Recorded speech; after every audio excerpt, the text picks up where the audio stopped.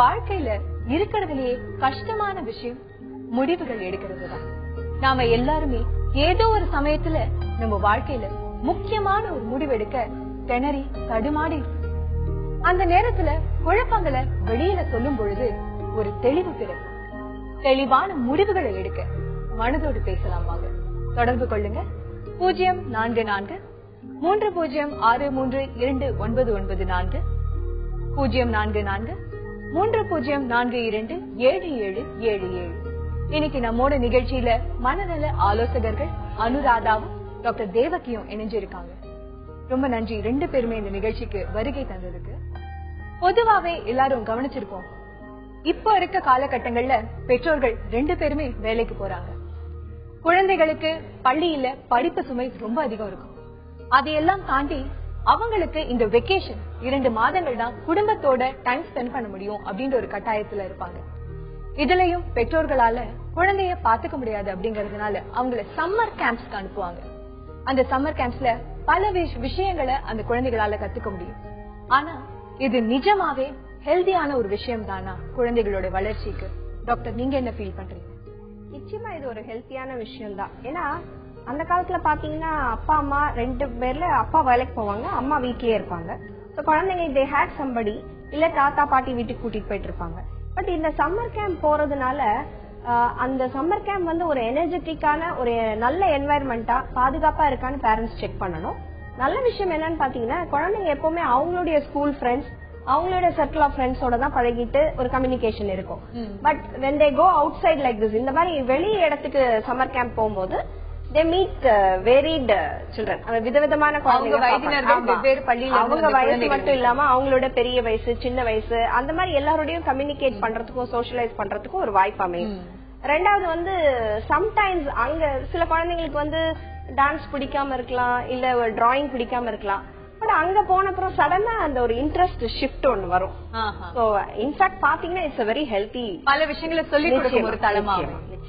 இப்ப நம்மோட பெங்களூர்ல இருந்து பத்மா தொடர்புல இருக்காங்க. வணக்கம் பத்மா. வணக்கம்.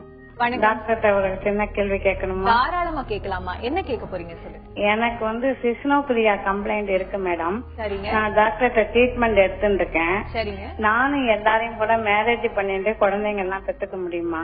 உங்களுக்கு என்ன வயதாகுதுமா? எனக்கு வயசு 30 ஆகுது மேடம். சரிங்க. எவ்வளவு வருடங்களா நீங்க மருந்துகள் எடுத்துட்டு இருக்கீங்க? நான் 20 வயசுல எனக்கு பிஎஸ்சி படிக்கும் போது அந்த பாதிப்பு ஏற்பட்டது மேடம். சரிங்க. அது கெமிக்கல் இன்பேலன்ஸ் சொல்லி எனக்கு மெடிசன் கொடுத்துட்டு இருக்காங்க. கொஞ்சம் இடையில நிறுத்தினேன் நானே நல்லா இருக்குன்னு. அப்புறம் கொஞ்சம் பாதிப்பு வந்து திருப்பி மெடிசன் எடுத்துக்கிறேன். நான் கம்ப்ளீட்டடா ஆல் ரைட்டா இருக்கேன். இப்ப வேலையும் பாக்குறேன் நானு. வருடங்களா நீங்க மருந்துகள் எடுத்திருக்கீங்க. ஸ்கிசோஃப்ரீனியா அதுல பாதிக்கப்பட்டவங்க இவங்க கல்யாணம் செய்து கொள்வது எந்த அளவுக்கு சாத்தியம்? நீங்க தாராளமா கல்யாணம் பண்ணிக்கலாம். மனநோய்ங்கிறது வந்து இது ஒரு சோசியல் ஸ்டிக்மாவா போயிட்டு இருக்கு. அப்படி ஒண்ணுமே கிடையாது. It is just another side of it. காய்ச்சல், ஜுரம், மலேரியா, டைபாய்டு அந்த மாதிரி அது ஒரு இல்னஸ் தான். அவங்களே அழகா சொன்னாங்க கெமிக்கல் இம்பேலன்ஸ்னால வந்தது. தாராளமா அவங்க திருமணம் செஞ்சுக்கலாம், தாராளமா குழந்தை பெற்றுக்கலாம், நல்ல ஒரு வாழ்க்கையை அவங்களும் வாழலாம். ஓகே. இப்ப நம்மோட புதுக்கோட்டையில இருந்து சரவணன் தொடர்புல இருக்காரு. வணக்கம் சரவணன். வணக்கம் மேடம், நான் சரவணன் புதுக்கோட்டையில இருந்து பேசுறேன். சொல்லுங்க சரவணன், என்ன பகிர்ந்துக்க போறீங்க? நான் வந்து பாத்தீங்கன்னா நான் வந்து பிஎஸ்சி முடிச்சிருக்கேன். சரிங்க. எனக்கு வந்து பிரச்சனை பாத்தீங்கன்னா நான் வந்து என்ன விஷயமா இருந்தாலும் தெளிவா சொல்லுங்க. கவலையே படாதீங்க சரவணன். என்ன செய்யலாம் அப்படின்ற படிகளை தான் நம்ம ஒன்னொன்னா தேட போறோம். அதனால உங்களுக்கு கவலையே வேண்டாம், சொல்லுங்க. ஆக்சுவலா நான் வந்து எங்க போனாலும் யாரும் மானிட்டர் பண்ற மாதிரியே இருக்கு. ஆக்சுவலா அந்த பர்சன்ஸ் வந்து பாத்தீங்கன்னா பஸ்ல போனா இல்ல, ஈவன் நான் சென்னையில கூட நான் இப்போ லாஸ்ட் 5-6 இயர்ஸ் அங்கதான் எல்லாம் இப்போ இங்க ஒரு இதுக்காண்டி இங்க வந்திருக்கேன். இப்போ பாத்தீங்கன்னா எங்க போனாலும் எனக்கு சம்திங் யாரும் மானிட்டர் பண்ற மாதிரி எனக்கு சேஸ் பண்ற மாதிரி இருக்கு. யாரும் உங்களை கவனிச்சுட்டே இருக்கா மாதிரியான ஒரு நினைப்பு உங்களுக்கு அது என்ன அவங்களோட மோட்டிவ் என்ன பாத்தீங்கன்னா என்னை மென்டலா அப்செட் பண்ற முயற்சி பண்றாங்க. எந்த ஒரு ப்ராசஸ் பண்ணாலும் நடந்த மாதிரி இருக்கு. இது நீங்க ஏதாவது ஒரு வேலை செய்யும் பொழுது மட்டும்தான் இப்படி இருக்கா, இல்ல பொதுவாவே எந்த நேரமும் உங்களுக்கு இப்படியே தான் இருக்கா? வேலை செய்யும் போது இல்ல, நான் வெளில போனா இருக்கு. வெளில போனா மாத்திரம் உங்களை யாரும் கவனிச்சுக்கிட்டே இருக்க மாதிரி தோணுதுங்களா? ஆமா, இல்ல கவனிச்சுட்டு இருக்க மாதிரி இல்ல, கன்சர்ன் பர்சன் ஒரு பாத்தீங்கன்னா வந்து என்னோடதான் சம்திங் யாரோ என்ன மானிட்டர் பண்றாங்க, சேஸ் பண்றாங்க, அந்த மாதிரி எனக்கு இருக்கு. ஓகே, இது எந்த விதமான பாதிப்பு, இதுக்கு என்ன செய்யலாம்னு சொல்றீங்களா? this can be easily treated. இது வந்து phobia அப்படின்ற மாதிரி இருக்கு. எவ்வளவு வருஷமா இருக்கு அப்படின்றத பார்த்துட்டு behavior therapy and cognitive behavior therapy இருக்கு. He can do that and definitely he can be out of it in few months. இது அவர் பேசும்பொழுதே தெரிஞ்சது சரவணன், ரொம்ப ஒரு பதட்டத்துல இருந்தீங்க, நீங்க கவலையப்படாதீங்க, ஈஸியா இதுல இருந்து விடுதலை பெறலாம் அப்படின்னு சொல்லியிருக்காங்க. அந்த பிஹேவியரல் தெரப்பி எல்லாம் எடுத்துக்கிட்டீங்கன்னா தாராளமா சரியாகிடும். இப்ப நம்மோட ஈரோடுல இருந்து தண்டபாணி தொடர்புல இருக்காங்க. வணக்கம் தண்டபாணி. சார் வணக்கம். வணக்கம், சொல்லுங்க தண்டபாணி, என்ன பகிர்ந்துக்க போறீங்க? நான் வந்து எனக்கு ஒரு 2-3 வருஷமா வந்தீங்க, ஒரு பெரிய பிசினஸ்ல போய் லாக் ஆயிட்டேங்க. அது சுத்தி இருக்கிறவங்க பண்ற டென்ஷன்ல வந்துங்க ஒரே மனப்பதட்டமா இருக்கு. தூங்கும் போது அல்லது திடீர்னு கார் ஓட்டிட்டு போகும்போது திடீர்னு வேற இதெல்லாம் தோணுது, அப்படி என்னையே நான் மறந்துடுறேன். இது 2-3 வருஷமா இருக்குதுங்க. வந்து சுத்தி இருக்கிறவங்க பூரா வந்து எல்லாம் ஆப்போசிட்டா மாறிட்டாங்க. எந்த நேரத்துல என்ன பண்ணுவாங்க, எப்படி நம்மள குழப்புவாங்க அப்படின்னு தெரியாம நல்லாவே குழப்புறாங்க. நமக்கு ஒரு சில நேரத்துல நான் ஸ்டெடி மைண்டோட இருந்தாலும் கூட வந்து ஆப்போசிட்ல இருக்கிறவங்க குழப்பறதுனால பயங்கரமான மனப்பதட்டத்துக்கு ஆளாகி தூக்கம் இல்லாம சில நேரத்துல ட்ரிங்க்ஸுக்கு அடிமையாகி வீட்டுல இருக்கிறவங்க ஒய்ஃப் வீட்ட பிள்ளைகிட்ட எல்லாம் வந்து ரொம்ப. நீங்க என்ன வேலை செய்றீங்க தண்டபாணி? நான் வந்து ஒரு போட்டோகிராஃபருங்க. அப்படிங்களா? நிறைய வேற ஒரு பிசினஸ்ல நான் போய் தெரியாம மாட்டீங்க, கொஞ்சம் லாக் ஆகி எல்லாருக்கும் பதில் சொல்ல வேண்டிய சூழ்நிலையில அப்படி இருக்கிறேங்க. பிரச்சனைகள் நிறைய வந்துட்டதால உங்களுக்கு அழுத்தங்கள் நிறைய இருக்கு, இதனால ஏற்பட ரொம்ப அழுத்தமா இருக்குதுங்க. எனக்கு திடீர்னு ஏதாவது அட்டாக் ஆயிருமோ இறந்துருவோம் அப்படிங்கிற பயம்லாம் இருக்குதுங்க. இல்லங்க, நீங்க மருந்துகள் எடுத்துட்டு இருக்கீங்களா? டிப்ரெஷன் சொன்னீங்க, அதுக்கு ஒரு மனநல மருத்துவர் பார்த்து மருந்துகள் எடுத்துட்டு இருக்கீங்களா? இல்லங்க, நான் மனநல மருத்துவரை 2 வருஷம் முன்னாடி பாத்தேங்க.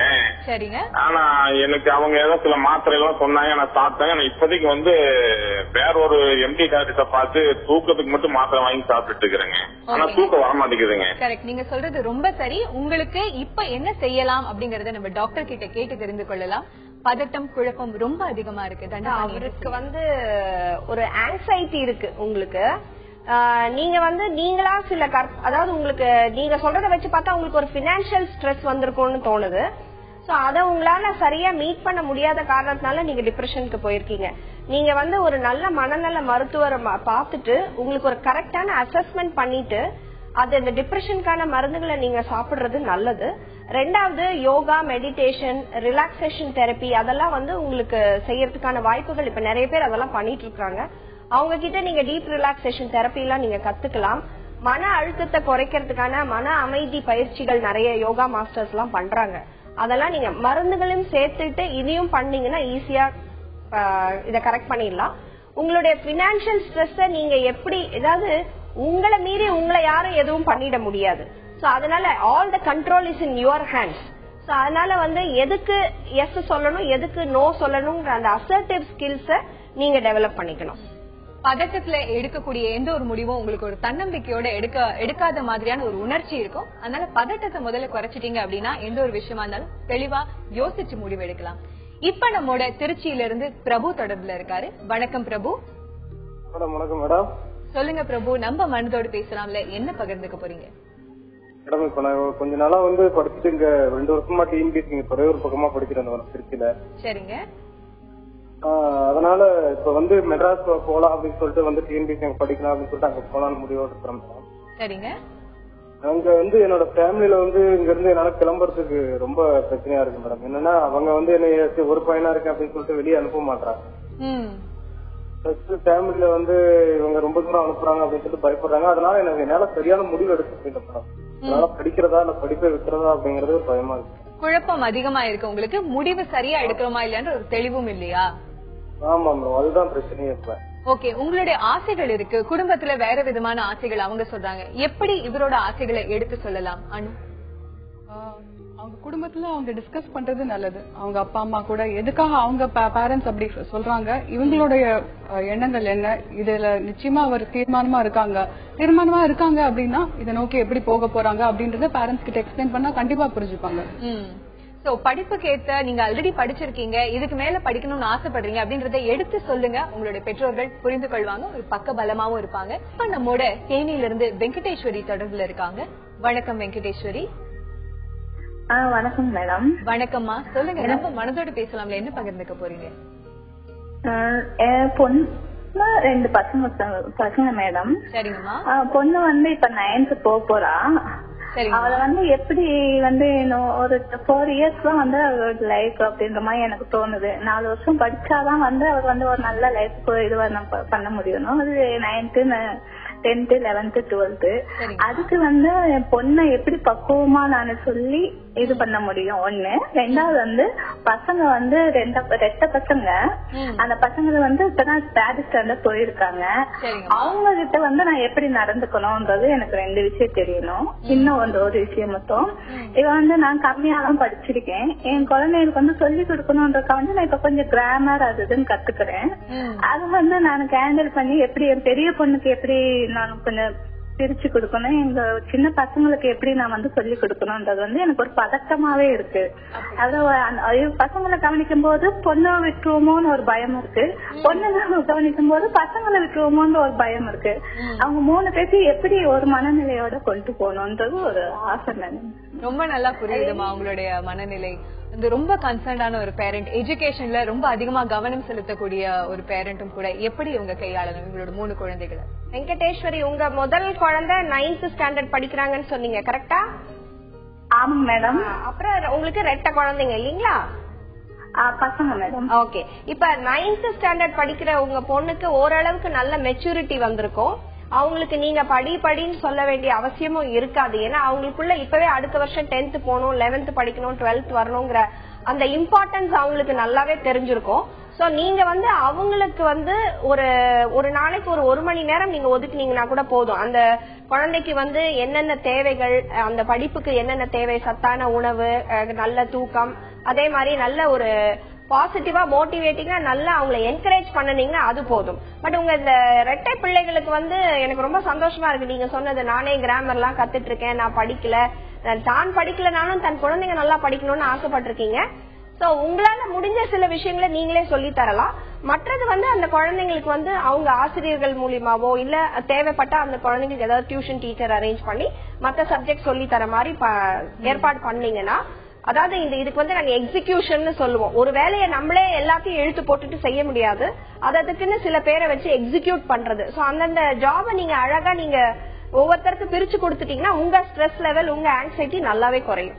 ஓகே, குழந்தைகளும் சைட் பை சைட் படிச்சிருவாங்க. இப்ப நம்மோட தொடர்புல இருக்காங்க ஒரு காலர். வணக்கம் சந்துரு. மேடம் திவ்யா, நான் சென்னையில இருந்து கூப்பிடுறேன். சொல்லுங்க. லாஸ்ட் ஜூலை வந்து எனக்கு ஒரு சின்னதா ஒரு ஹெட் இன்ஜுரி, பிரெயின் இன்ஜுரி ஆச்சு.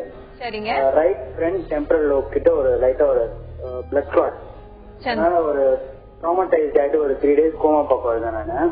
அப்புறம் வந்து லைட்டா ஒரு அம்னீஷியா மாதிரி பிரச்சனை நடக்கிறது எனக்கு ஞாபகம் இல்லாம இருந்துச்சு. அப்புறம் நான் வந்து டாக்டர் நீரோலாம் பார்த்து எல்லாம் கியூர்ட் நானு. இப்ப என்ன ஆச்சுன்னா, என்ன ப்ராப்ளம் என்னன்னா, நான் வந்து என்ன சுத்தி இருக்கவங்க வந்து ரொம்ப பயப்படுறாங்க. என்ன எங்க அனுப்புறோம்னாலும் தண்ணி அனுப்ப மாட்டேங்கிறாங்க. அதுக்கப்புறம் நான் நிறைய பேசுறேன், முத மாதிரி கிடையாது. ஆனா நான் முத மாதிரி தான் இருக்கேன், நிறைய பேசுறேன் அப்படின்னு சொல்லிட்டாங்க. அப்புறம் பேசினதே திருப்பி பேசிட்டு இருக்க, ரொம்ப நீ ஸ்ட்ரெஸ் எடுத்துக்கிற. நான் வந்து பழைய மாதிரிதான் இருக்கேன் நானு. ஆனா வந்து எனக்கு டிஃபரன்ஸ் தெரியல. எனக்கு நான் வந்து இவங்க வந்து நிறைய வந்து என் மேல இது பண்றாங்க. நான் பார்த்தாலே வந்து நீ தெரபிஸ்ட் போகணும் அப்படின்ற மாதிரி எல்லாம் சொல்றாங்க. நீ திருப்பி தெரபிஸ்ட் போ, நான் நல்லா இருக்கப்ப நான் ஏன் போகணும் அப்படின்ற மாதிரி. இல்ல நீ போனா அப்படின்ற மாதிரி. நீங்க சொல்லுங்க டாக்டர், என்ன பண்ணலாம்? ஓகே, நம்ம கேட்டு தெரிஞ்சு கொள்ளலாம். என்ன செய்யணும்? இவர் சுத்தி இருக்கவங்க இவர் மேல அதிகமா அழுத்தம் கொடுக்கறாங்க. அதாவது தலையில அடிபடுறதுங்கிறது வந்து எப்பவுமே ஒரு பயம் கொடுக்கக்கூடிய ஒரு விஷயம், ஹெட் இன்ஜுரிங்கிறது. அதனாலதான் உங்க உறவினர்கள்லாம் உங்க மேல கொஞ்சம் ஓவர் ப்ரொடெக்டிவா இருக்காங்கன்னு நான் சொல்ல முடியும். ஓவர் கேரிங், ஓவர் ப்ரொடெக்டிவா இருக்காங்க. உங்களுக்கு சில விஷயங்கள், நம்மளுடைய பிஹேவியர், நாம இப்படி அடிக்கடி திருப்பி சொல்றதையே திருப்பி சொல்றோங்கிறது நம்மளோட மனநிலைக்கோ இல்ல நமக்கே தெரியாத ஒரு விஷயமா நம்மள புரியாம நம்ம செஞ்சுட்டு இருக்கோம். பட் மத்தவங்க அதை உங்களை சுத்தி உள்ளவங்க அதை செய்யறாங்கன்னா உங்களுக்கு இந்த தலையில அடிபட்டத்தோட பாதிப்போடாலதான் இந்த விஷயங்களை நீங்க திருப்ப திருப்ப செய்யற மாதிரி இருக்கலாம். சோ அவங்க வேணும்ட்டு சொல்ல போறது இல்ல நீ இப்படி பண்ற அப்படின்ட்டு. உங்க மேல இருக்கிற ஒரு கவனத்திலயும் ஆர்வத்திலயும் தான் அவங்க அதை சொல்றாங்க. அப்படி உங்களுக்கு அந்த மாதிரி சில விஷயங்களை தெரியுது, அதே ஒரே மாதிரி விஷயத்த திருப்பி திருப்பி பேசிட்டு இருக்கீங்க அப்படின்னா நீங்க ஒரு நல்ல தெரப்பி எடுத்துக்கலாம், ஒரு மனநல ஆலோசனைகளை கேட்டுக்கலாம். எங்களை மாதிரி எக்ஸ்பர்ட்ஸ் கிட்ட நீங்க என்ன செய்யலாம், ஒரு கவுன்சிலிங் எடுத்துக்கலாம். அதுக்கப்புறம் உங்களுக்கு இந்த நிலைமை நல்லாவே மாறுங்கிறது தான் என்னுடைய கருத்து. என்ன அப்படின்றது டாக்டர் கிட்ட போனா தெரிஞ்சிட போகுது. இதுல என்ன இருக்கு, சாதாரணமான விஷயம் தானே, ட்ரை பண்ணுங்க. மதுரையில இருந்து இப்ப தனபாகியம் தொடர்புல இருக்காங்க. வணக்கம் தனபாகியம். வணக்கம் மேடம். சொல்லுங்க தனபாகியம். நைன்த் இப்ப முடிச்சிருக்கான், 10th போறான். ரொம்ப சேட்டை பண்ணுது மேடம். தங்கச்சி ஒண்ணு இருக்கு, தங்கச்சி கூட சண்டை போட்டுக்கிட்டே இருக்கான், சொல்றத புரிஞ்சுக்கிறவே மாட்டேங்கிறான். அவன் என்ன நினைக்கிறானோ அதுதான் செய்யறான். சரிங்க, அதுக்கு என்ன மேடம்? இப்ப அவருக்கு எப்படி புரிய வைக்கிறது, எப்படி அவருக்கு படிப்பு மேல கவனம் செலுத்துறது அப்படிங்கறதுல ரொம்ப ஒரு கவனம் இவருக்கு தேவையா இருக்கு. என்ன செய்யலாமா நீங்க சொல்லுங்க. அண்ணன் தங்க சண்டை போடுக்கிறது அப்படின்றது ஒரு ஹெல்த்தியான விஷயம். ஏன்னா அவங்களுக்குள்ள அந்யோன்யம் அப்பதான் டெவலப் ஆகும். அதனால அதை ஸ்டாப் பண்ண வேண்டாம். அது ரொம்ப சிவியரா இருக்கா, எப்படி இருக்கு, அவங்க சண்டை போடுறாங்க, படிப்பு நேரத்தை விட்டுட்டு அவங்க சண்டை போடுறாங்களா அப்படின்றத கவனிங்க. அப்படி கவனிச்சு அவங்களுக்கு ரெஸ்பான்சிபிலிட்டிஸ் கொடுங்க. நீ தான்ப்பா தங்கையை பாத்துக்கணும் அப்படின்ற மாதிரி ரெஸ்பான்சிபிலிட்டிஸ் கொடுங்க. கொடுக்கும்போது ஆட்டோமேட்டிக்கா சரி நான் தான் என் தங்கையை பாத்துக்கணும் அப்படின்னு சொல்லிட்டு அவங்களுக்கா they will get back to. Okay, இப்ப அடுத்தபடியாக பாண்டிச்சேரியில இருந்து ரகு தொடர்புல இருக்காரு. ஓகே, ரகு தொடர்புல இல்ல. இப்போ அடுத்தபடியாக நம்ம பேசும் பொழுது படிப்பு அப்படின்னும் பொழுது ஒரு சில சமயம் பேரண்ட்ஸ் ரொம்ப திணிப்பாங்களா பசங்களை போட்டு படிப்பு, அதனால அவங்களுக்கு படிப்பு மேல வெறுப்பு கூட வரக்கூடுமா? இதை எப்படி ஹேண்டில் செய்யணும் நீங்க சொல்லுங்க. திணிக்கும் போது கண்டிப்பா வெறுப்பு வரும். ஃப்ரீடம் இருந்தாதான் அவங்களுக்கு they will like to do what they want to do. அதனால முடிஞ்ச வரைக்கும் திணிக்காம அந்த குழந்தைக்கு என்ன பொட்டன்ஷியல் இருக்கு, அந்த குழந்தையோட தனித்துவம் என்ன அப்படின்றத பேரண்ட்ஸ் ஐடென்டிஃபை பண்ணணும். பண்ண முடியலன்னா இதுக்குன்னு சில ஆலோசகர்கள் இருக்காங்க. அவங்க கிட்ட போய் என் குழந்தைகளோட தனித்துவம் என்ன அப்படின்றத கண்டுபிடிச்சு அதை வளர்த்தாக்கா கண்டிப்பா அவங்க they will be successful in their career. இப்ப நம்மோட கேரளால இருந்து ரமேஷ் தொடர்புல இருக்காரு. வணக்கம் ரமேஷ். வணக்கம் மேடம். வணக்கம், சொல்லுங்க ரமேஷ், என்ன பகிர்ந்துக்க போறீங்க நம்ம மனதோட பேச? எனக்கு மேரேஜ் இப்ப 3 மாசம் ஆச்சுங்க. சரிங்க. என்னோட வைஃப் முன்னாடி காலேஜ் போயிட்டு இருக்கும்போது ஒரு பையன் லவ் பண்ணி இருந்திருக்கா. சரிங்க. அப்புறம் அவங்களுக்கு ஏற்கனவே 2-3 டைம் உடலுறவு வச்சிருந்திருக்காங்க. அது கல்யாணத்துக்கு முன்னாடி எனக்கு சொல்லி இருந்தாங்க. அது நான் சரி பரவாயில்ல ரிலேஷன் அப்படிங்கறத விட்டுட்டேங்க. சரிங்க. மறுபடியும் அந்த பையன் வாட்ஸ்அப்ல எல்லாம் வீடியோ அனுப்பிச்சிட்டு இருக்காங்க. சரிங்க. அந்த பையன்கிட்ட கூப்பிட்டு சொல்லி வச்சீங்க, இனிமேல் இந்த மாதிரில வரக்கூடாது, ஃபேமிலியில பிரச்சனை வரும் எல்லாம் சொல்லிருக்கேங்க. இப்ப என்ன பிரச்சனை எனக்கு என்னன்னு கேட்டா, குடும்பத்தை நல்ல முறையில கொண்டு போகணும் அப்படிங்கிற எனக்கு மைண்ட்ல இருக்குங்க. சரிங்க. ஆனா எனக்கு அந்த பழைய உணர்வுகள் திருப்பி திருப்பி அந்த ஞாபகம் வந்துகிட்டே இருக்கு. அதுக்கு என்னன்னு டாக்டர் சொல்லுவாங்க. கேட்டு தெரிந்து கொள்ளலாம், கவலைப்படாதீங்க. குடும்பம் சார்ந்த ஒரு பிரச்சனை, இதை எப்படி இவர் ஹேண்டில் செய்யணும்? திருமணத்துக்கு முன்னாடி ஏற்பட்ட அந்த ரிலேஷன்ஷிப்பை நீங்க ரொம்ப மைண்ட்ல எடுத்துக்க வேண்டாம்.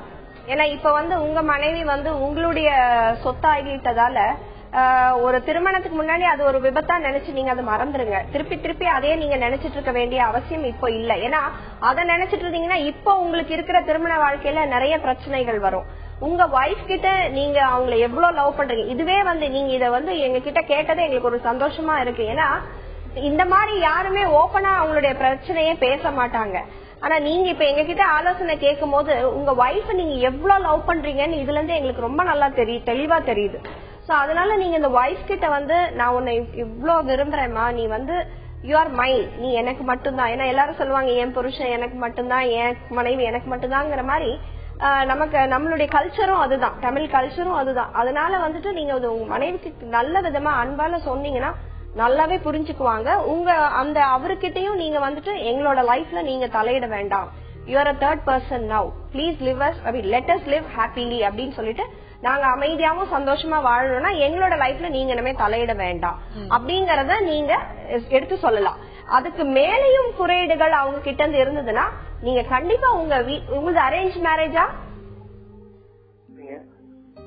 ஓகே, அது அரேஞ்ச் மேரேஜா இருந்தா உங்களுடைய பெரியவங்களை வச்சு நீங்க தாராளமா 2 ஃபேமிலி வச்சு இந்த விஷயத்த தாராளமா நீங்க பேசி நல்ல முடிவு எடுக்கலாம். அன்பால சொன்னா நகர முடியாதது எதுவுமே இல்ல. எடுத்து சொல்லுங்க, உங்க மனைவி உங்களோட கட்டுப்பாடுல தான் இருக்காங்கன்னு சொல்லிட்டாங்க.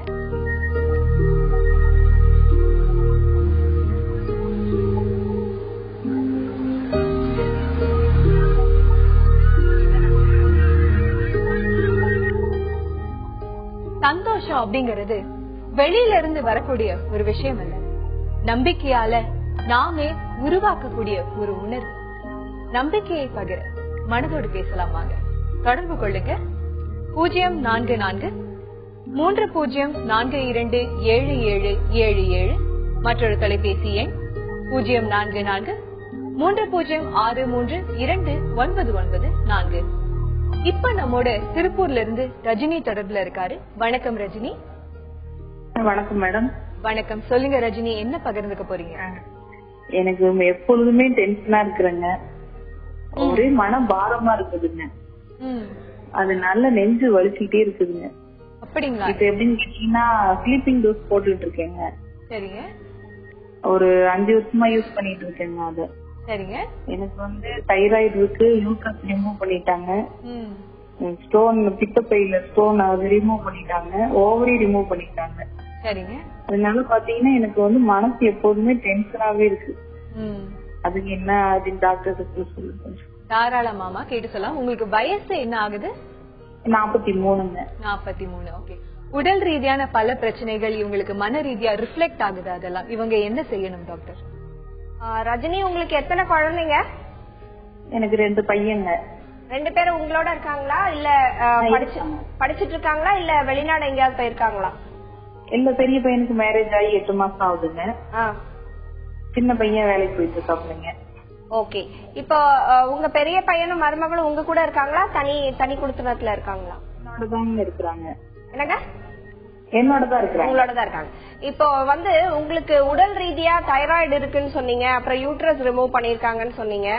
அதனால தைராய்டு மெடிசின் நீங்க சாப்பிடும்போது அந்த தைராய்டு அளவுக்கான கரெக்டான அளவு மருந்து சாப்பிடுறீங்களா? சாப்பிட்டு இருக்கேன் மேடம். ஓகே. சில சமயம் தைராய்டோட அளவு ரொம்ப குறைவா போச்சுன்னா நமக்கு சில படபடப்பு மன அழுத்தம் வரதுக்கு காரணங்கள் இருக்கு. சோ உங்க தைராய்டை நீங்க இன்னொரு வாட்டி செக் பண்ணிட்டு உங்க டாக்டர் கிட்ட கரெக்டான டோஸ் எடுத்துக்கோங்க. 2வது, ரொம்ப தனிமையா ஃபீல் பண்றீங்களா? ஏன்னா எப்பவுமே எனக்கு மனபாரமா இருக்குன்னு சொல்றீங்க. ரொம்ப லோன்லியா ஃபீல் பண்றீங்களா? அப்ப நீங்க உங்களுடைய ஏஜ், உங்க வயதுக்கு உட்பட்ட சில ஃப்ரெண்ட்ஸ் கூட போன்ல பேசுங்க. Stay connected with people.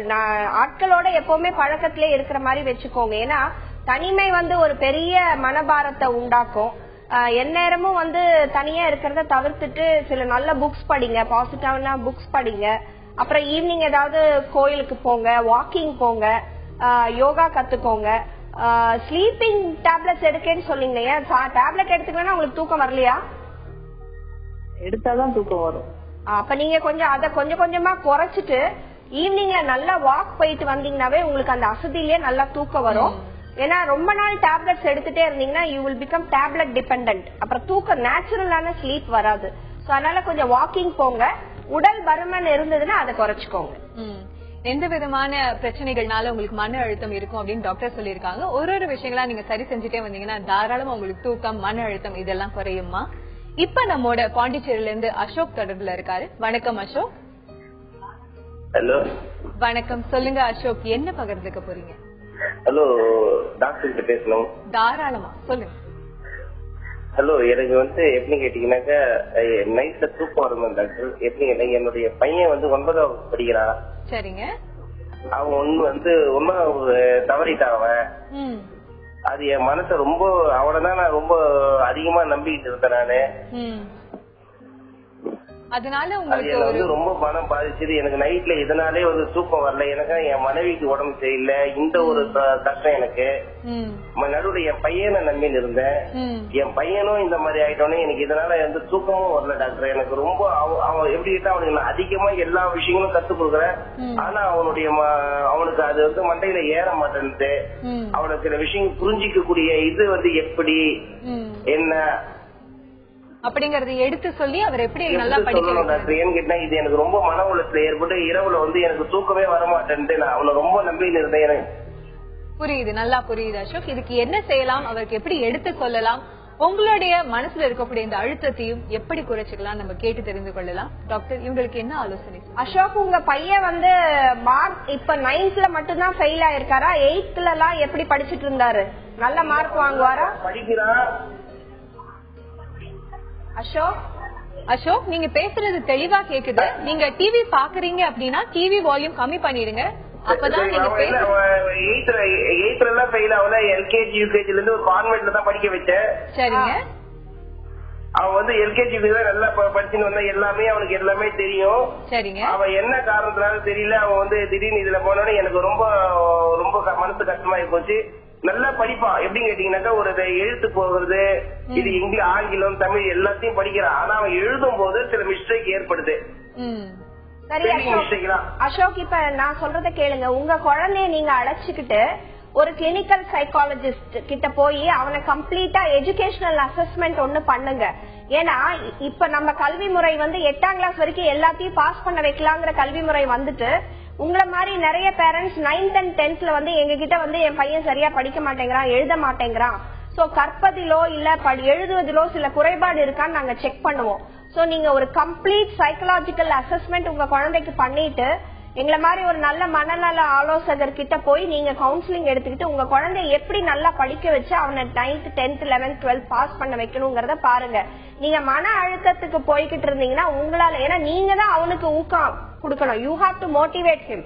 நீங்களே மன அழுத்தத்துக்கு போயிட்டீங்கன்னா அப்புறம் அந்த குழந்தைய யாரு பாத்துக்கிறது? அதனால ஃபர்ஸ்ட் அவனுக்கு நல்ல ஒரு எஜுகேஷனல் அசஸ்மெண்ட் பண்ணிட்டு அதுக்கப்புறம் என்ன பண்ணலாம்ங்கறத நீங்க யோசிக்கலாம். நீங்க ஒரு நல்ல தன்னம்பிக்கை கொடுங்க. கூடவே அவங்களால என்ன சாதிக்க முடியும் அப்படிங்கறத பார்த்து பக்க பலமா நில்லுங்க. உங்களுடைய மகன் நிறைய சாதிப்பாரு. இப்ப நம்மோட சேலம்ல இருந்து சரஸ்வதி தொடர்புல இருக்காங்க. வணக்கம் சரஸ்வதி. வணக்கம் மேடம். வணக்கம் சரஸ்வதி, சொல்லுங்க என்ன பகிர்ந்துக்க போறீங்கம்மா? எனக்கு 2 பசங்க மேடம். எதுவுமே இப்ப எனக்கு வந்து ஏஜ் 57 ஆகுதுங்க. சரிங்க. எதுக்குமே ஏதாவது ஒண்ணுன்னா சின்ன விஷயமானாலும் மண்டையில வந்து பயங்கர பெயின் வருதுங்க. அதுக்கப்புறம் பாத்தீங்கன்னா தலைவலி ஓவரா வருதுங்க. ஒண்ணுமே பண்ண முடியல. அப்படிங்களா? எந்த ஒரு விஷயம் வேலை செய்யும் பொழுதா இல்ல சில குறிப்பிட்ட சில வேலைகள் செய்யும் போது? யாராவது ஒருத்தர் பேசினாலுங்க அது வந்து ரொம்ப பாதிக்குதுங்க. திட்டுற மாதிரியான விஷயங்கள் சொன்னா இல்ல தவறு ஏதாவது நீங்க செஞ்சுட்டதா சொன்னா அந்த மாதிரி விஷயங்களா? ஆமாங்க. நம்ம நல்லபடியா இருக்கிறப்ப இது மாதிரி சொல்றாங்களே அந்த மாதிரிங்க. அந்த மாதிரி யோசனை மைண்ட்ல ஓடிட்டே ஒரு தலைவலியை ஏற்படுத்துது. இது என்ன அனு? இதுக்கு இவங்க என்ன செய்யலாம் நம்ம கேட்டு தெரிந்து கொள்ளலாமா? என்ன செய்யலாம் இவங்க அந்த ஒரு மனப்பான்மையில இருந்து வெளியே வர? இல்ல, இவங்களுக்கு வந்து யாராவது நெகட்டிவா பேசினா பிடிக்கல, அதனால தலைவலி வருது. ஏன் இவங்க இப்படி பேசுறாங்க அப்படின்றது அப்படியா தோணுது உங்களுக்கு? சரஸ்வதி இணைப்புல இருக்கீங்களா? ரொம்ப நேசிக்கிறேங்க. இல்ல, அவங்க யாராவது உங்களுக்கு பிடிக்காத மாதிரி பேசினா அப்படி தோணுதா இல்ல என்ன பேசினாலுமே தலைவலிக்குதா உங்களுக்கு? இல்ல, பிடிக்காத மாதிரிங்க. நம்ம நல்லபடியா நடந்துக்கிட்டோம்னா அது மாதிரி வேறு மாதிரி பேசினாங்கன்னா தலைவலி வருதுங்க.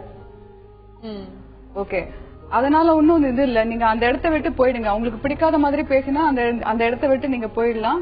இல்ல நீங்க பேசினா அவங்களுக்கு நீங்க வந்து முயற்சி செஞ்சு எக்ஸ்பிளைன் பண்ணீங்கன்னா அவங்க புரிஞ்சுப்பாங்கன்னு நினைச்சா பேசுங்க. இல்லன்னா அந்த இடத்த விட்டு போயிடுங்க. தலைவலி ரெகுலரா வருது, தூக்கம் இல்லாம இருக்கு அப்படின்னா பெட்டர் நீங்க ஒரு செக்அப் பண்ணிக்கிறது நல்லது. சோ உங்களுக்கு பல்வேறு காரணங்களால தலைவலி இருக்கலாம். முதல்ல உடல் ரீதியா செக்அப் பண்ணிக்கங்க. இதையும் தாண்டி உங்களுக்கு மன ரீதியா ஒரு அழுத்தம் தந்து அதனால தலைவலி அப்படின்னா ஒரு ரொம்ப நல்ல ஆப்ஷன் சொல்லியிருந்தாங்க. அந்த இடத்தை விட்டு நீங்க வெளியேறிடலாம். இப்ப தாராபுரத்துல இருந்து சுதா தொடர்புல இருக்காங்க. வணக்கம் சுதா. வணக்கம் திவ்யா. வணக்கம், சொல்லுங்க சுதா, என்ன பகிர்ந்துக்க போறீங்கம்மா? நம்ம மனதோடு பேசலாம்ல. இப்போ நான் காலேஜ்ல படிச்சிட்டு இருக்கேன். இன்ஜினியரிங் ஸ்டூடெண்ட்ங்க நாங்க. சரிங்கம்மா. ஒரு பையன் என்கிட்ட மிஸ்பிஹேவ் பண்ணிட்டான். சரிங்கம்மா. அது வந்து காலேஜ்ல பெரிய பிரச்சனை ஆயிடுச்சு. ஆனா வந்து இன்னும் அவனுக்கு தான் சப்போர்ட் பண்ணிருக்காங்க. அதனால வந்து நான் என்ன பண்றதுன்னு எனக்கு தெரியல. எல்லாருமே வந்து அந்த பையனுக்காக சப்போர்ட் பண்றாங்க, ஸ்டூடெண்ட்ஸ்ல இருந்து ஸ்டாஃப் வரைக்கும். எனக்கான தீர்ப்பு எதுவுமே கிடைக்கல. ஃபர்ஸ்ட் விட இப்ப என் பேரண்ட்ஸ் என் மேல ரொம்ப பாசமா இருக்காங்க மேம். இருந்தாலும் எனக்கு அவங்க மேல வந்து கோவமா இருக்கு. பேரண்ட்ஸ் மேலயா? பெற்றோர்கள் என்னமா செஞ்சாங்க அவங்க மேல? இல்ல பேரண்ட்ஸ் மேல இல்ல, அந்த பையன் அவன் ஏதோ பண்ணணும்னு எனக்கு தோணுது. ஆனா என்னால பண்ண முடியல. எனக்கு சப்போர்ட் பண்ணவும் யாரும் இல்ல. அப்பா அம்மா வந்து நான் பொம்பளை பிள்ளையா இருக்கிறதுனால என்னோட சேஃப்டிய பாக்குறாங்க. என்ன ரொம்ப டீஸ் பண்ணிட்டு இருக்கான். மனரீதியா ஒரு வெறுப்பு ஒரு நபர் மேல உருவாகி இருக்கு. அது இவங்களை ஒரு மன உளைச்சலுக்கு ஆளாகி இருக்கு. எதுவுமே செய்ய முடியலன்னு தவிக்கிறாங்க. இவங்க என்ன செய்யணும்? அதாவது உனக்கு வந்து ஒரு இயலாமையினால உன்னோட மனசு ரொம்ப பாதிச்சிருக்குமா? I can't do anything against that boy அப்படிங்கிற ஒரு அந்த இயலாமையினால உனக்கு ஒரு தாழ்வு மனப்பான்மையும் உண்மையிலேயே ஒரு கோபமும் வரதுக்கு வாய்ப்பு இருக்கு. பட் ஆனா நான் என்ன சொல்றேன்னா, ஒரு மாபே அவன் பின்னாடி இருக்கும்போது நீ தனித்துவமா நின்னு சாதிக்கணும்னா உனக்கு ரொம்ப மனதைரியம் தேவை. ஒண்ணு, நீ அந்த பிஹேவியரை இக்னோர் பண்ணிட்டு ப்ரொடக்டிவா நம்ம லைஃப்ல இன்னும் அடுத்தடுத்து என்ன செய்யணும், லைஃப்ல எப்படி முன்னேறி வரணும்னு உன்னுடைய மொத்த கான்சென்ட்ரேஷனையும் அதுல திருப்பலாம். நீ இந்த இன்சிடென்டே நினைச்சு கவலைப்பட்டுட்டே இருந்தனா உனக்கு மன பாதிப்பு மட்டும் இல்லாம உனக்கு முன்னேறக்கூடிய இதுக்கு உன்னுடைய மனசே தடையா வந்துடும். சோ டிஸ்ட்ரக்டிவா எதுவுமே யோசிக்காம கன்ஸ்ட்ரக்டிவா நம்ம லைஃப்ல எப்படி முன்னேறி போகணும். ஏன்னா பெண்களுக்கு வந்து முதல்ல பாதுகாப்பு ரொம்ப ரொம்ப முக்கியம். இப்ப இந்த இஷ்யூ வெளியே தெரிஞ்சிருக்கிறதுனால இனி உனக்கு அதிக தொந்தரவு இருக்காதுன்னு நான் நினைக்கிறேன். சோ நீ வந்து கன்ஸ்ட்ரக்டிவா நம்ம எப்படி மூவ் ஆகணும்னு சொல்லிட்டு இந்த விஷயத்த ஒரு ரொம்ப மனசை பாதிக்கக்கூடிய விஷயம்ங்கிறது எனக்கு நல்லாவே புரியுது. பட் ஆனா வந்துட்டு இதை நீ நினைச்சுக்கிட்டே உன்னுடைய வாழ்க்கையை நீ வேஸ்ட் ஆக்கிக்க கூடாது. அதனால just move on, forget it and நல்ல விதமா நீ அந்த பையனை இக்னோர் பண்ணிட்டு போறதுதான் உனக்கு இப்ப ஒரு நல்ல தீர்வா இருக்கும். ஃபியூச்சர்ல வரக்கூடிய நாட்களை பார்த்து அதை பத்தி நினைச்சு நீங்க முன்னேற வழிய பாருங்கம்மா. இப்ப நம்மோட கோயம்புத்தூர்ல இருந்து கோகுல் தொடர்புல இருக்காங்க. வணக்கம் கோகுல். வணக்கம் மேடம். வணக்கம், சொல்லுங்க கோகுல், என்ன பகிர்ந்துக்க போறீங்க? மேடம் ரொம்ப கோபம் வருதுங்க. சரிங்க. ரெண்டாவது வேலைக்கு போற இடத்துல கம்பெனில எல்லாம் யாராவது ஏதாவது சொன்னா உடனே ரொம்ப கோபம் அதிகமா இப்ப வருது. அது எப்படி கண்ட்ரோல் பண்றது என்ன? எவ்வளவு நாட்களா உங்களுக்கு இப்படி இருக்கு? இப்பதாங்க மேடம் ஒரு 2 வருஷமா அப்படி இருக்குங்க மேடம். 2 வருஷமாங்களா? ஆமாங்க ஆமாங்க மேடம். ஓகே, நல்லா வேலை செஞ்சுட்டு இருக்கும் பொழுது யாராவது அதுல குத்தங்குறை சொன்னா உங்களுக்கு கோபம் வருதுங்களா? அதிகமா கோபம் வருதுங்க. அதனால வேலையிட்டு நிக்கிற அளவுக்கு டென்ஷன் ஆகி நான் வந்துடுறேன். சரி, கோபத்தை கட்டுப்படுத்த என்ன செய்யணும் அனு, உங்களுடைய ஆலோசனை? கோபம் வர்றது ரொம்ப இயல்பான விஷயம் தான். கோவத்தை கண்ட்ரோல் பண்றது நம்ம தெரிஞ்சுக்கணும். எப்படி அந்த இடத்த விட்டு நம்ம அவங்க கிட்ட எக்ஸ்பிளைன் பண்ண முடியுமா அப்படின்றது பாருங்க. அப்படி எக்ஸ்பிளைன் பண்ண முடியலன்னா எதனால அந்த கோவம் வருது அப்படின்னு தனிமையில யோசிச்சு பாருங்க. அவங்க என்ன சொன்னாங்க, எதுக்காக நமக்கு இப்படி கோவம் வந்தது அப்படின்னு கொஞ்சம் யோசிச்சு பாருங்க. யோசிச்சு பார்த்துட்டு அப்படியும் முடியலன்னா நிறைய பயிற்சி முறைகள் இருக்கு, பிரீதிங் எக்ஸசைசஸ் இருக்கு. அந்த பிரீதிங் எக்ஸசைசஸ் நீங்க பண்ண ஆரம்பிச்சீங்கன்னா கண்டிப்பா கோவம் கண்ட்ரோலுக்கு வரும். அவங்க சொல்றதை இயல்பா எடுத்துக்கிற ஒரு மனப்பக்குவம் வரும் உங்களுக்கு.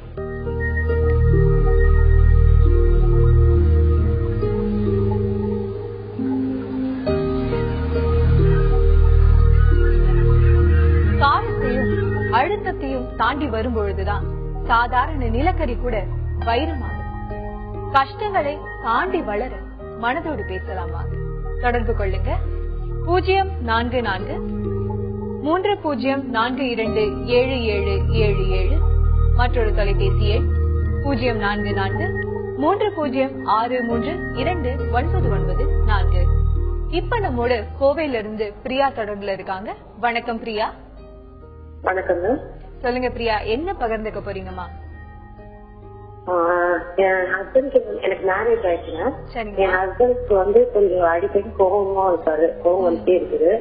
அவரு கொஞ்சம் ட்ரிங்க் யூஸ் பண்ணிட்டு இருக்காரு. அதனால எங்களுக்கு 2 பேருக்கும் அடிக்கடி பிரச்சனையாவே இருக்கு, சண்டையா இருக்கும்.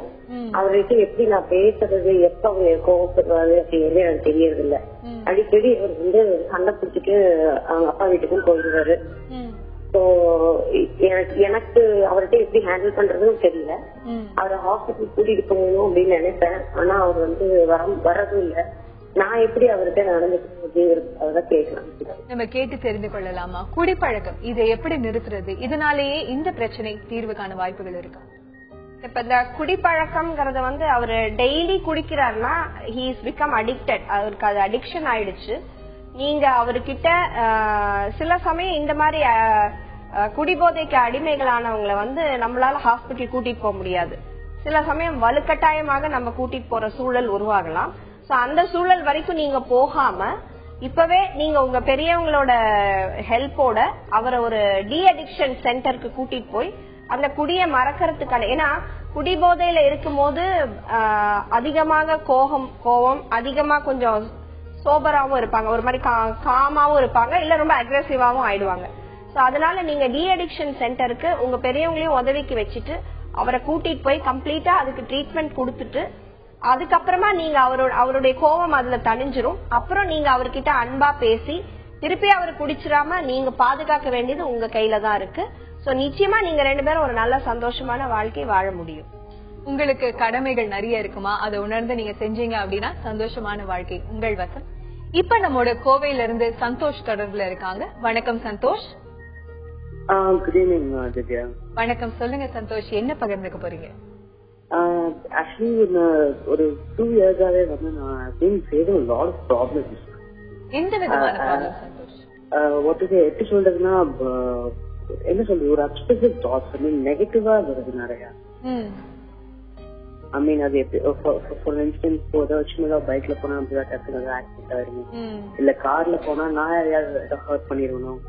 ஐ mean it might just lead to certain problems. அந்த மாதிரி ஒரு நெகட்டிவ் ஒரு அப்செஷன்ஸ் நிறைய இருக்கு.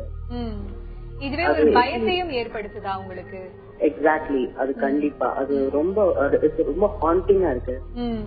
வெளியில வண்டியில வாகனங்கள்ல போகும்பொழுது மட்டும்தான் உங்களுக்கு இப்படி இருக்கா சந்தோஷ்? இல்ல அப்படின்னு இல்ல, ஒரு சின்ன சின்ன விஷயம் பாத்தீங்கன்னா ஒரு துரும்புல இருந்து அது அது பட் இது ஒரு 2 years முன்னாடி வந்து ரொம்ப ஜாஸ்தியா இருந்தது. பட் இது வந்து எனக்கே ரொம்ப கண்ட்ரோல் பண்ணிட்டேன். ஓகே, நம்ம என்ன இந்த தாட்டை கம்ப்ளீட்டா எப்படி மறக்கலாம், இதையும் தாண்டி ஒரு தன்னம்பிக்கை உள்ள ஆளா பயமே இல்லாம எப்படி இருக்கலாம் சந்தோஷ்? நெகட்டிவ் தாட்ஸ் எந்த காரணத்தினால அதிகம் வருது டாக்டர்? சந்தோஷ், உங்களுக்கு இந்த ப்ராப்ளம் எவ்வளவு நாளா இருக்கு? 2 years. 2 years-ஆ இருக்கா? கண்டிப்பா. ஓகே, நைட்ல நல்லா தூங்குறீங்களா? பரவாயில்ல, ஓரளவுக்கு ஒரு ஆன் அண்ட் ஆஃபா தான் வந்து அந்த ஸ்லீப் வருது. வாட் யூ ஆர் டூயிங், நீங்க என்ன பண்றீங்கன்னா அதாவது நீங்க நெக்ஸ்ட் என்ன நடக்க போகுது அப்படிங்கறத நீங்க முன்னாடியே ஃபோர்ஸீ பண்ணிட்டு உங்களுக்குள்ள நீங்களே ஒரு பயத்தை உருவாக்கிக்கிறீங்க. அதாவது அடுத்த நிமிடம் அடுத்த அவர் என்ன நடக்க போகுதுன்னு நம்மளால யாராலையுமே ப்ரெடிக்ட் பண்ண முடியாது. So you are predicting the unpredictable things. அத பண்ணாம இந்த நிமிஷம் லிவ் இன் திஸ் மூமெண்ட். நேற்று நடந்தது முடிஞ்சு போச்சு, இனி வரப்போவது is not in our control. So அப்படிங்கும் போது எதுவுமே நம்ம இத ஃபோர்ஸி பண்ண போறோங்கிறது நமக்கு தெரியாது. ஏதோ ஒரு மாயையில நீங்க இருந்துட்டு இருக்கீங்க, அந்த மாயை வந்து உங்களுக்கு பயத்தை உருவாக்குது. சோ அத யோசிக்காம இப்ப நான் இன்னைக்கு நான் சேஃபா நான் பைக்ல போயிட்டு இருக்கேன், நீங்க இன்னொருத்தவங்களை இடிச்சிட போறீங்கன்னு நெகட்டிவா நினைக்காம I am a safe driver, நான் இப்ப சேஃபா டிரைவ் பண்ணிட்டு I will reach my destination அப்படின்னு உங்களுடைய நெகட்டிவ் தாட்ஸை you have to replace only with positive thoughts. அந்த பாசிட்டிவ் தாட் மட்டும் பண்ணாது, அதை you have to practise. That is called positive practising. So you have to practise it. உங்க positive தாட்ஸை practise பண்ண உங்களுடைய நெகட்டிவிசம் குறைஞ்சிரும். இத மீறியும் இந்த பயிற்சிக்கு மீறியும் உங்களுக்கு நெகட்டிவ் தாட்ஸ் வந்ததுன்னா definitely you will have to meet a psychiatrist and take treatment. நெகட்டிவான எண்ணங்கள் இருந்ததுன்னா அதுக்கு எதிர்மாறா நீங்க யோசிச்சீங்கன்னா அதுவே உங்களுக்கு பாசிட்டிவா தான் முடியும். இப்ப நம்மோட வேலூர்ல இருந்து சுபா தொடர்புல இருக்காங்க. வணக்கம் சுபா. ஹலோ. வணக்கம், சொல்லுங்க சுபா, என்ன பகிர்ந்துக்க போறீங்கம்மா? ஒண்ணும் இல்ல மேம், இப்ப வந்து ஜென்ரலா வந்து சில நியாயமான விஷயங்கள் அப்படின்னா கோபம் அந்த மாதிரி எல்லாம் நமக்கு வந்து எதுவும் உதாரணம் நியாயமா சில விஷயங்கள் பேசுறாங்க அப்படின்னா நமக்கு கோபம் வர மாட்டேங்குது. அநியாயமா பேசும்போது பட் அதை வந்து கண்ட்ரோல் பண்ணவே முடியல அந்த கோபங்களை. சோ அது வந்து என்ன பண்ண மாட்டேன். இப்ப வந்து என் மேல தப்பு இருக்கு, பட் திட்டுவாங்க அப்படின்னா என்ன திட்டினாலும் என்ன இது பண்ணனாலும் நம்ம வந்து அதை வந்து வாங்கிக்கலாம். ஓகே, நம்ம தப்பு பண்ணிருக்கோம், நம்ம வந்து இது பண்றோம் அப்படிங்கிற மாதிரி நியாயமான விஷயங்களுக்கு கோபம் எல்லாம் வர்றதில்லை. ஆனா அநியாயமா ஏதாவது நம்ம பேசும்போதோ இது பண்ணும் போதோ அது வந்து என்னால வந்து தாங்கிக்கவே முடிய மாட்டேங்குது. பயங்கர கோபம் வந்துருது. புரியுதுமா? யாரான ஸ்பெசிபிக்கா குறிப்பா ஒருத்தர் திட்டும் பொழுது மட்டும்தான் உங்களுக்கு கோவம் வருதா, இல்ல பொதுவா உங்க மேல தப்பு இருக்குன்னு யார் சொன்னாலுமே கோவம் வருதா? இது வந்து இப்போ ஒரு பஸ்ல போறோம் அப்படின்னா, இப்போ ஒரு லேடி சீட் இருக்கு அப்படின்னா அங்கே பெண்சீட்லயும் ஃபுல்லா எல்லாரும் ஜென்ஸ் உட்காந்துருப்பாங்க, லேடிஸ்லயும் பாத்தீங்கன்னா லேடிஸ் உட்காந்துருப்பாங்க. அட்லீஸ்ட் அவங்க கொஞ்சம் எழுந்திருக்காங்களா என்ன, இல்ல போய் நம்ம போய் ஏன் கேட்கக்கூடாது, போய் கேட்கலாமே, அந்த மாதிரி சொல்ல ஏதாவது நம்ம சொசைட்டில நம்ம பாக்குற ஒரு அநியாயமான விஷயம்னா கூட டக்குன்னு ஒரு சின்ன கோபம் அந்த இடத்துல வரதான் செய்யுது. அது டேரக்டா நம்ம ஒரு ஃபேமிலிக்குள்ள என்ன செய்யலாம்ன்றது நம்ம கேட்டு தெரிந்து கொள்ளலாமா? கோபம் அதிகமா வருது, இதை எப்படி கட்டுக்குள்ள கொண்டு வருது, அண்ட் ஸ்பெசிபிக்கா குறிப்பா ஒரு சில விஷயங்கள் அப்ப வரக்கூடிய பர்ஸ்ட் ஆஃப் ஆங்கர், இதை எப்படி கட்டுக்குள்ள கொண்டு வருது? இப்ப உங்களுக்கு என்ன ஏஜ் தெரிஞ்சுக்கலாமா? என்னமா உங்க வயசு என்ன? 25. ஓகே. கோவம் வருது அகைன் நான் சொன்ன மாதிரி ஏற்கனவே சொன்ன மாதிரி ரொம்ப இயல்பான விஷயம் தான். ஆனா ஏன் இந்த கோவம் வருது, நீங்க சரியா சாப்பிடலன்னா கூட கோவம் வரும். கரெக்டான டயத்துக்கு சாப்பிடுறீங்களா அதை கவனிச்சு பாருங்க. அண்ட் கோவம் வருது, உங்க கோவம் நியாயம் தானா அப்படின்றது கொஞ்சம் டைம் கொடுத்து யோசிச்சு பாருங்க. உங்களுக்கு உடனே கோவம் வருது, உங்களுக்கு கோவம் வருதுன்றது உங்களுக்கு தெரியுது, அப்போ கொஞ்சம் யோசிச்சு பாருங்க, நான் இப்ப கோவப்படுறது கரெக்ட் தானா அப்படின்னு கொஞ்சம் யோசிச்சு பாருங்க. டீப் பிரீதிங், அதாவது நல்ல மூச்சு காத்து எடுத்து விடுங்க. எடுத்து விடும்போது திருப்பி கொஞ்சம் மனசு அமைதியாகும். அமைதியான பின்ன கொஞ்சம் யோசிச்சு பாருங்க, நான் இப்ப கோவப்பட்டது நியாயம் தானா அப்படின்றது. நிறைய யோசிக்கும் பொழுதே கூட கோவத்துக்கு காரணம் என்ன அப்படிங்கறது கண்டறிஞ்சோம் அப்படின்னாலே அதை எப்படி சரி செய்யலாம் அப்படின்ற காரியத்துல நீங்க அடுத்து இறங்குவீங்கம்மா. ரொம்ப நன்றி நீங்க அழைத்ததற்கு. பல நண்பர்கள் தோழிகள் கால் பண்ணியிருந்தாங்க, அவங்களுடைய குழப்பங்களுக்கு ரொம்ப நல்ல தெளிவை கொடுத்திருந்தீங்க. ரொம்ப ரொம்ப நன்றி 2 பேருமே வருகை தந்ததுக்கு. நன்றி. தவறுகள் செய்வது மனித இயல்பு. தவறுகளே செய்யாத ஒரு நிலைக்கு நாம சென்றடையணும் அப்படிங்கிறது அசாத்தியமான ஒரு விஷயம். குற்றம் பார்க்கின் சுற்றம் இல்லை அப்படிங்கறது புரிஞ்சு மன்னிக்கிற குணத்தை வளர்த்துக்கணும். நம்மள சுத்தி இருப்பவங்களை மன்னிக்க கூடிய ஒரு மனப்பான்மையை வளர்க்கணும்னா முதல்ல நம்மள நாமளே மன்னிக்க பழகிக்கணும். குற்ற உணர்ச்சிங்கிற ஒரு கூண்டுக்குள்ள சிக்காம சிறகடிச்சு பறப்போம். மீண்டும் சந்திப்போம், மனதோடு பேசுவோம். உங்களிடமிருந்து விடை பெறுவது அன்புடன் திவ்யா.